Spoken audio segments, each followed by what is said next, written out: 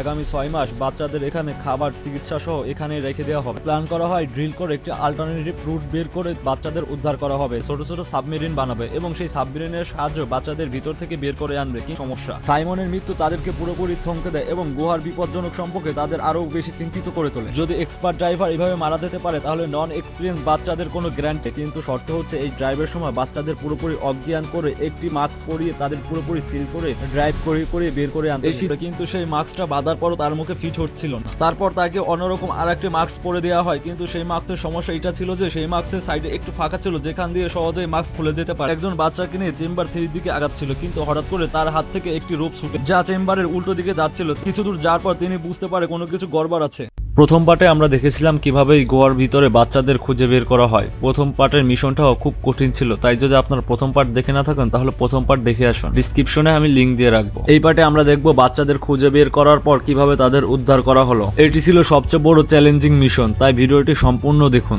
যখন বাচ্চাদের বেঁচে থাকার খবর পাই সবাই খুশিতে আত্মহারা হয়ে পড়ে, কিন্তু সবচেয়ে বড় প্রশ্ন হলো এখন এনাদের কিভাবে রেস্কিউ করা হবে, কারণ রেস্কিউ মিশনটা সবচেয়ে বেশি কঠিন মিশন হতে চলেছে। এখন প্রশ্ন হচ্ছে কিভাবে তারা এই 10 দিন অন্ধকারের মধ্যে কোনো খাবার অক্সিজেন ছাড়া বেঁচে থাকলো।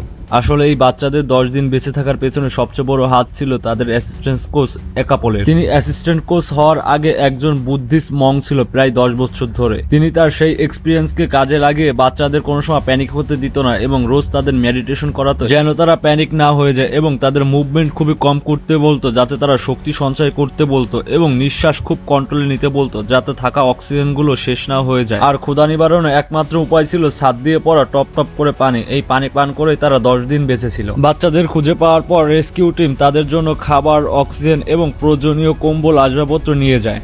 বাচ্চাদের খুঁজে পাওয়া নিয়ে পুরো দুনিয়ায় খুশি ছিল। 10,000 ভলেন্টিয়ার, 2,000 সোলজার এবং 100-র মতো এক্সপার্ট ড্রাইভার, সবার চেষ্টা যেন একটি নতুন রং নিয়ে এসেছিল। কিন্তু আসল সমস্যা এখান থেকেই শুরু হয়। তাদের মতে বাচ্চাদের খুঁজে বের করা সবচেয়ে সহজ মিশন ছিল, এর থেকেও 1000 গুণ কঠিন হতে যাচ্ছে তাদের এই রেস্কিউ টিমের মাধ্যমে এখান থেকে বের করা। তারপর এক্সপার্ট টিমরা মিলে প্ল্যান বানাতে শুরু করে। প্রথম প্ল্যান বানানো হয় যে আগামী 6 মাস বাচ্চাদের এখানে খাবার, চিকিৎসা সহ এখানে রেখে দেওয়া হবে। তারপর যখন বর্ষার মৌসুম শেষ হয়ে যাবে তাদের এই কেপ থেকে ভালোভাবে বের করে নিয়ে আসা হবে। কিন্তু যখন তারা গুহার ভিতরে অক্সিজেন লেভেল চেক করে তখন সেই লেভেল ছিল মাত্র 15%। কিন্তু একজন সাধারণ মানুষের বেঁচে থাকার জন্য সর্বনিম্ন 21% অক্সিজেনের প্রয়োজন হয়। আর 6 মাস গুহায় 15% অক্সিজেনের মধ্যে বাচ্চাদের এখানে টিকে থাকা আসলে প্র্যাকটিক্যালি অসম্ভব একটা ব্যাপার। তাই রেস্কিউ টিম এই প্ল্যানটিকে সম্পূর্ণভাবে ক্যান্সেল করে দেয়। তারপর প্ল্যান করা হয় ড্রিল করে একটি অল্টারনেটিভ রুট বের করে বাচ্চাদের উদ্ধার করা হবে, যেমন করা হয়েছিল চিলি রেস্কিউ মাইনে। কিন্তু এটাও এখানে ছিল প্র্যাকটিক্যালি অসম্ভব এবং খুব কমপ্লিকেটেড, কারণ গত 10 দিনের সার্চে তারা কোথাও এমন কোনো রাস্তা পায়নি যেখান দিয়ে অল্টারনেটিভ ভাবে ড্রিল করে বাচ্চাদের বের করা হবে। তাই এই প্ল্যানটাও বাদ দিয়ে দেওয়া হয়। এই ইনসিডেন্ট এতদিন পুরো বিশ্বে ছড়িয়ে পড়ে, তাই সোশ্যাল মিডিয়ায় ছিল এই ইনসিডেন্ট নিয়ে খুবই তোলপাড়। বিভিন্ন জায়গা থেকে বিভিন্ন পরামর্শ আসতে থাকে।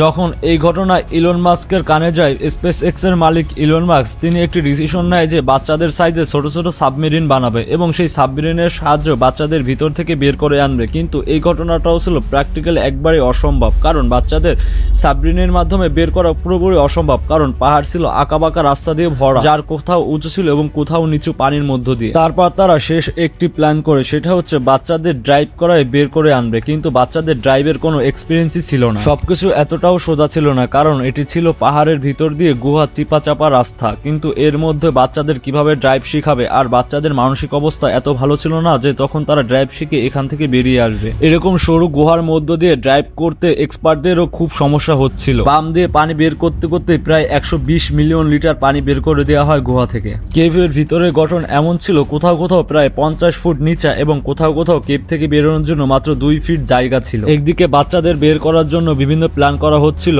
অন্যদিকে নেভিরা তাদের জন্য প্রতিদিনিয়ত খানা, অক্সিজেন সবকিছু সরবরাহ করতে থাকে। প্রতিদিনের মতো সাইমন 6 তারিখে অক্সিজেন সরবরাহ করার জন্য তিনি অক্সিজেন ট্যাঙ্ক নিয়ে বাচ্চাদের কাছে যেতে থাকে। মাঝখানে তার অক্সিজেনের সমস্যার কারণে তিনি অজ্ঞান হয়ে পড়ে। তার পাশে থাকা ড্রাইভার তাকে পানি থেকে তুলে কনসিয়াসে আনার চেষ্টা করে, কিন্তু তিনি আর কনসিয়াসে ফিরে আসে না, যার ফলে তার মৃত্যু হয়ে যায়। এটা ছিল আরো বড় একটা সমস্যা। সাইমনের মৃত্যু তাদেরকে পুরোপুরি থমকে দেয় এবং গুহার বিপজ্জনক সম্পর্কে তাদের আরো বেশি চিন্তিত করে তোলে। যদি এক্সপার্ট ড্রাইভার এভাবে মারা যেতে পারে তাহলে নন এক্সপিরিয়েন্স বাচ্চাদের কোনো গ্যারান্টি নেই। তারপর তারা আরেকটি শেষ প্ল্যান করে এবং শেষ প্ল্যানটি হচ্ছে তারা বাচ্চাদের ড্রাইভ করেই বের করে আনবে, কিন্তু শর্ত হচ্ছে এই ড্রাইভের সময় বাচ্চাদের পুরোপুরি অজ্ঞান করে একটি একটি মাস্ক পরিয়ে তাদের পুরোপুরি সিল করে ড্রাইভ করে বের করে আনতে। এই সিদ্ধান্ত নেওয়ার কারণ হচ্ছে এই গুহা থেকে বের করতে বাচ্চাদের অনেক সময় ড্রাইভ করতে হবে এবং এই ড্রাইভ চলাকালীন বাচ্চারা যদি প্যানিক হয়ে পড়ে তাহলে শুধু বাচ্চারই না ড্রাইভারের জীবন ও ঝুঁকিপূর্ণ হতে পারে। সাইমনের মৃত্যুর পর সবারই আন্দাজ হয়ে গেছিল এই রেস্কিউ মিশন কতটা ডেঞ্জারাস হতে পারে। সব কথা চিন্তা করে তারা এই প্ল্যানটিকে অ্যাপ্রুভ করে এবং তারা চিন্তা করে সব বাচ্চাকে তাহলে অজ্ঞান করেই বের করে আনা হবে এবং তাদের মুখে একটা সিল্ড মাস্ক লাগিয়ে দেওয়া হবে যাতে তাদের অক্সিজেন নেওয়ায় সমস্যা না হয় এবং তাদের জন্য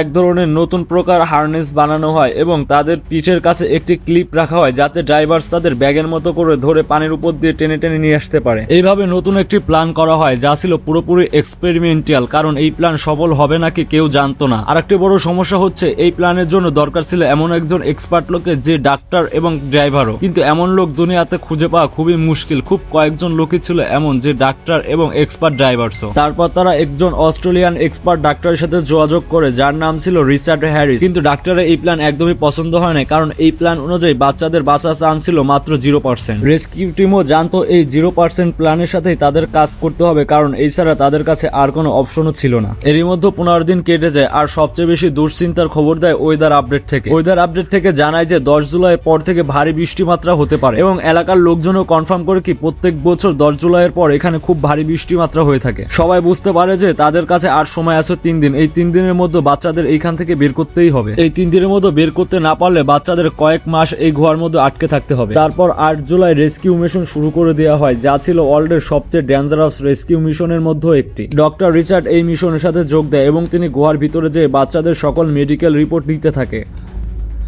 তারপর তিনি তাদের বয়স এবং ক্ষমতা অনুযায়ী তাদেরকে বেহুশের ইনজেকশন দিতে থাকে। প্ল্যান অনুযায়ী প্রতিদিন 4টা বাচ্চাকে একসাথে বের করে আনা যাবে এবং 4টা বাচ্চার সাথে প্রত্যেকজনের সাথে একজন এক্সপার্ট থাকবে। এই প্ল্যানে জন, রিক্স, জ্যাসন এবং ক্রিসের দায়িত্ব ছিল বাচ্চাদের বের করে আনা। পুরো রাস্তা তাদের সাবধানতার সাথে বাচ্চাদের সামলে সামলে আনতে হচ্ছিল এবং তাদের একটি রোপও ফলো করতে হচ্ছিল, যে রোপের মাধ্যমে তারা সামনে এগোতে পারতেছিল, কারণ খোলা পানির জন্য তারা কিছুই দেখতে পাচ্ছিল না। ভিজিবিলিটি ছিল একদম 0%, তাই তারা রোপ ধরে ধরে সামনে এগোচ্ছিল। রোপ ছুটে গেলেই তারা পথ হারিয়ে ফেলবে।